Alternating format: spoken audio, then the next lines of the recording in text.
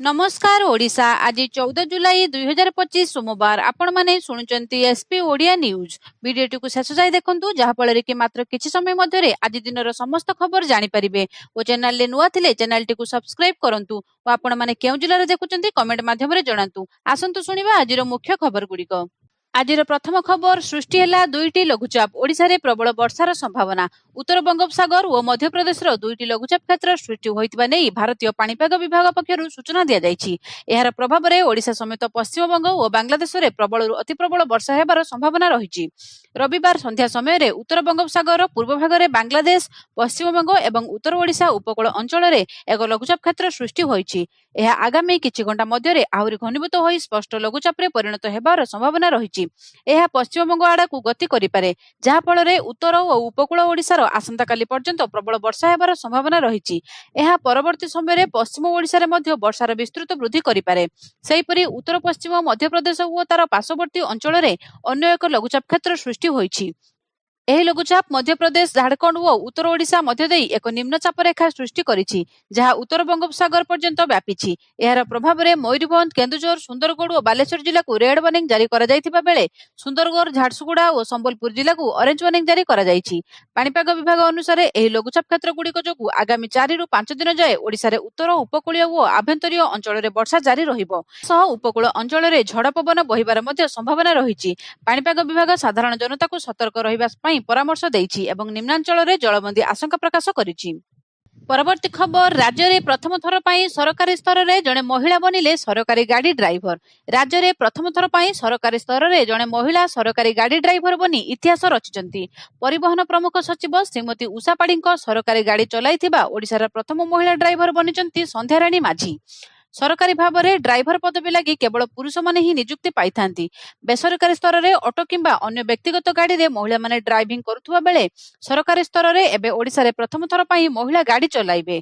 प्रथम महिला ड्राइवर भाव में मयूरभंजर संध्याराणी माझी निजर नां करिसेंती। वरिष्ठ आईएएस अफिसर तथा गृह निर्माण और नगर उन्नयन विभाग प्रमुख शासन सचिव उषा पाढ़ी सरकारी गाड़ी ड्राइवर भाव में संध्याराणी नियुक्ति पाइछंती। उभय राज्य और केंद्र स्तर में ओडिशा रे विभिन्न गुरुत्वपूर्ण पदपदवी रे कार्य करी आसिथिबा आईएएस अफिसर श्रीमती पाढ़ी ओडिशा रे सरकारी क्षेत्र में प्रथम महिला ड्राइवर नियुक्ति देई एक नुआ उदाहरण सृष्टि करिसेंती। परवर्ती खबर मुंबई रु आसी ट्वीट कले नवीन पट्टनायक। बालेश्वर एफएम कॉलेज घटना को नहीं सारा राज्य उठुची पड़ुछि। तेबे एम्स रे छात्री जनक जीवन मरण नहीं गति करुथुबा बेले मंत्री माने सेठारे भिड़ जमाइछंती। एही अभावनीय घटना को नहीं पूर्वतन मुख्यमंत्री नवीन पट्टनायक राज्यपाल को हस्तक्षेप करने को ट्वीट करी अनुरोध करिसेंती। एही घटना रे न्याय पाई से विश्वविद्यालय कुलपति को तुरंत पदक्षेप नेबाकू निर्देश देबा पाई राज्यपाल को चिठी लिखिचंती। नवीन पट्टनायक तांको चिठी रे उल्लेख करिसेंती जे बालेश्वर एही घटना अत्यंत गंभीर एवं एहा छात्री सुरक्षा और सम्मान सह जड़ित। से राज्यपाल को अनुरोध करी कहिसेंती जे एही मामला रे तुरंत हस्तक्षेप करंतु एवं विश्वविद्यालय कुलपति को निर्देश दियंतु जहा फल रे पीड़ित छात्री को न्याय मिल पारिबो। परवर्ती खबर एफएम कॉलेज छात्री आत्माहुति उद्यम घटना सुरक्षा मागिले निलंबित कॉलेज अध्यक्ष दिलीप घोष। दिलीप घोष सुरक्षा मागिछंती। जिलापाल निकट में सुरक्षा पाई निवेदन करिसंती। तदंतरे पूर्ण सहयोग करिवे बोली कहिसंती। से आहुरी कहिसंती जे सोमवार ठारू जिलापाल ऑफिस रे रिपोर्ट करिवे। एहा संवेदनशील घटना होइतिबारु काहारी मनरे कोन थिबो विपद अछि सेतिपई से सुरक्षा मागिछंती। परवर्ती खबर 5 मिनिट समय मागिला बीजेडी। राष्ट्रपति द्रौपदी मुर्मू आज 2 दिनिया ओडिशा गस्त रे आसिबार कार्यक्रम रहिछि। एई 2 दिनिया गस्त काल रे से भुवनेश्वर समेत राज्यर अन्य स्थान रे एकाधिक कार्यक्रम रे जोग देबे। तेबे राष्ट्रपति को देखा करिबा पई बिजु जनता दल 5 मिनिट समय मागिछि। राज्य रे अराजकता और आईन श्रृंखला विपर्यस्त होई पड़िछि बोली बीजेडी अभियोग आनिछि। ए नै राष्ट्रपति सह आलोचना करबाकू बीजेडी निवेदन करिछि। ओडिशा रे एबे आईन श्रृंखला स्थिति पूरा बिगिड़ी जाइछि। राज्य रे महिला सुरक्षित नाहांती। प्रतिदिन 15 जन महिला दुष्कर्मर शिकार हेउचंती। निजे राष्ट्रपति एबे भरोसा देबा पई आशा करिछु बोली बीजेडी कहिछि। परवर्ती खबर आरपीएफ रो प्रथम महिला डीजी। वरिष्ठ आईपीएस अधिकारी सोनाली मिश्र रेलवे सुरक्षा बल आरपीएफ रो प्रथम महिला महानिर्देशक भावे नियुक्ति पाइछंती।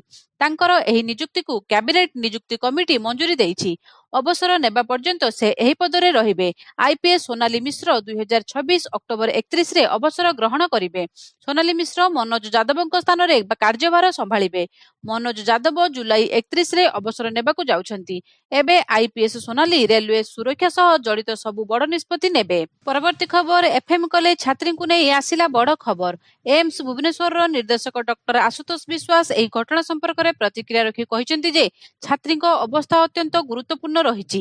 ତାଙ୍କ ଦେହର ପ୍ରାୟ 95% ଜଳିଯାଇଥିବା ଜଣାପଡ଼ିଛି। ଏମ୍ସର ଏକ 12 ଜଣିଆ ଡାକ୍ତରୀ ଦଳ ତାଙ୍କ ଚିକିତ୍ସା ପାଇଁ ନିୟୋଜିତ ହୋଇଛନ୍ତି।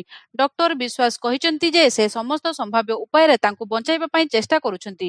ବର୍ନ ୟୁନିଟ୍ର ତାଙ୍କର ଚିକିତ୍ସା ଚାଲିଛି। ଆବଶ୍ୟକ ହେଲେ ଏୟାରଲିଫ୍ଟ କରି ଅଧିକ ଉନ୍ନତ ଚିକିତ୍ସା ପାଇଁ ପ୍ରସ୍ତୁତି ଆରମ୍ଭ କରିବେ। ପରବର୍ତ୍ତୀ ଖବର ଭାରତୀୟ ରେଲୱେର ବଡ଼ ନିଷ୍ପତ୍ତି। ଯାତ୍ରୀଙ୍କ ସୁରକ୍ଷା ପାଇଁ ଟ୍ରେନ୍‌ଗୁଡ଼ିକରେ ଲାଗିବ ସିସିଟିଭି କ୍ୟାମେରା। ଭାରତୀୟ ରେଳବାଇର ବଡ଼ ନିଷ୍ପତ୍ତି। ଯାତ୍ରୀଙ୍କ ସୁରକ୍ଷାକୁ ଆହୁରି ସୁଦୃଢ଼ କରିବା ପାଇଁ ଟ୍ରେନ୍‌ଗୁଡ଼ିକରେ ଲଗାଇବେ ସିସିଟିଭି କ୍ୟାମେରା। ଏହି ଯୋଜନା ଅଧୀନରେ ସାରା ଦେଶର ପ୍ରାୟ 74,000 ଯାତ୍ରୀ କୋଚ୍ ଏବଂ 15,000 ଲୋକୋମୋଟିଭ୍ ଇଞ୍ଜିନ୍‌ର ସିସିଟିଭି କ୍ୟାମେରା ଲଗାଯିବ। ପ୍ରତ୍ୟେକ କୋଚ୍‌ରେ 4ଟି କ୍ୟାମେରା ଲଗାଯିବ। ସେହିଭଳି ପ୍ରତ୍ୟେକ ଲୋକୋମୋଟିଭ୍‌ରେ 6ଟି ଲେଖାଏଁ କ୍ୟାମେରା ଲଗାଯିବାର ଯୋଜନା ରହିଛି। କୋଚ୍‌ରେ ପ୍ରବେଶ ସ୍ଥାନ ଏବଂ ସାଧାରଣ ଅଞ୍ଚଳରେ 2ଟି କ୍ୟାମେରା ଲଗାଯିବ। ଏହି ହାଇଟେକ୍ କ୍ୟାମେରାଗୁଡ଼ିକର ବିଶେଷ କଥା ହେଉଛି ଯେ ଏଗୁଡ଼ିକ କମ୍ ଆଲୋକରେ ମଧ୍ୟ ଉଚ୍ଚ ଗୁଣବତ୍ତା ଭିଡିଓ ରେକର୍ଡ କରିପାରିବ ଏବଂ ଉଚ୍ଚ ଗତିରେ ମଧ୍ୟ ସ୍ପଷ୍ଟ ଫୁଟେଜ୍ ପ୍ରଦାନ କରିପାରିବ। ଏହାଦ୍ୱାରା ନିରୀକ୍ଷଣ ବ୍ୟବସ୍ଥା ଓ ସୁରକ୍ଷାର ବହୁତ ଉନ୍ନତି ହେବ ବୋଲି ଆଶା କରାଯାଉଛି। ପରବର୍ତ୍ତୀ ଖବର ସୁଭଦ୍ରା ଯୋଜନାକୁ ନେଇ ବଡ଼ ଖବର। ରାଜ୍ୟରେ କୋଟିଏରୁ ଅଧିକ ମହିଳାଙ୍କ ଖାତାକୁ ଆସିବ ସୁଭଦ୍ରା ଯୋଜନାର ତୃତୀୟ କିସ୍ତି ଟଙ୍କା। ଏନେଇ ତାରିଖ ଘୋଷଣା କରିସାରିଛନ୍ତି ରାଜ୍ୟ ସରକାର। ପୂର୍ବରୁ 2ଟି ପର୍ଯ୍ୟାୟରେ 10,000 ଟଙ୍କା ମିଳିସାରିଛି। ଆଉ କିଛି ଦିନ ପରେ ସୁଭଦ୍ରାର ତୃତୀୟ କିସ୍ତି ଟଙ୍କା ହିତାଧିକାରୀଙ୍କ ଖାତାକୁ ଆସିବ। ସରକାରଙ୍କ ଘୋଷଣା ଅନୁସାରେ ରାକ୍ଷୀ ପୂର୍ଣ୍ଣିମା ଅର୍ଥାତ୍ ଅଗଷ୍ଟ 9 ତାରିଖରେ ତୃତୀୟ କିସ୍ତି ଟଙ୍କା ମିଳିବ। ଅର୍ଥାତ୍ 15,000 ଟଙ୍କା ଖାତାକୁ ଆସିବ। କିନ୍ତୁ କେବଳ ଯୋଗ୍ୟ ହିତାଧିକାରୀ ହିଁ ପାଇବେ। ଅଯୋଗ୍ୟ ହିତାଧିକାରୀ ଆବେଦନ କରିଲେ ସେମାନଙ୍କର ନାଁ ସରକାର କାଟିଦେବେ। ଦ୍ୱିତୀୟ କିସ୍ତି ଟଙ୍କା ମାର୍ଚ୍ଚ 8 ତାରିଖରେ ମହିଳାଙ୍କ ଖାତାକୁ ଆସିଥିଲା। ଏହାପରେ ଆସନ୍ତା ରାକ୍ଷୀ ପୂର୍ଣ୍ଣିମାରେ ତୃତୀୟ କିସ୍ତି ପ୍ରଦାନ କରାଯିବ ବୋଲି ଉପମୁଖ୍ୟମନ୍ତ୍ରୀ ପ୍ରଭାତୀ ପରିଡ଼ା ସୂଚନା ଦେଇଥିଲେ। ସୁଭଦ୍ରା ଯୋଜନାରୁ ଯେପରି କୌଣସି ଯୋଗ୍ୟ ହିତାଧିକାରୀ ବଞ୍ଚିତ ନ ହୁଅନ୍ତି ସେଥିପାଇଁ ଘର ଘର ବୁଲି ହିତାଧିକାରୀଙ୍କୁ ଚିହ୍ନଟ କରାଯିବ ବୋଲି ଉପମୁଖ୍ୟମନ୍ତ୍ରୀ ପ୍ରଭାତୀ ପରିଡ଼ା କହିଥିଲେ। ପରବର୍ତ୍ତୀ ଖବର ମୋହନଙ୍କ ନୂଆ କ୍ୟାବିନେଟ୍। 21 ସଂସଦୀୟ କ୍ଷେତ୍ରରୁ 21 ମନ୍ତ୍ରୀ।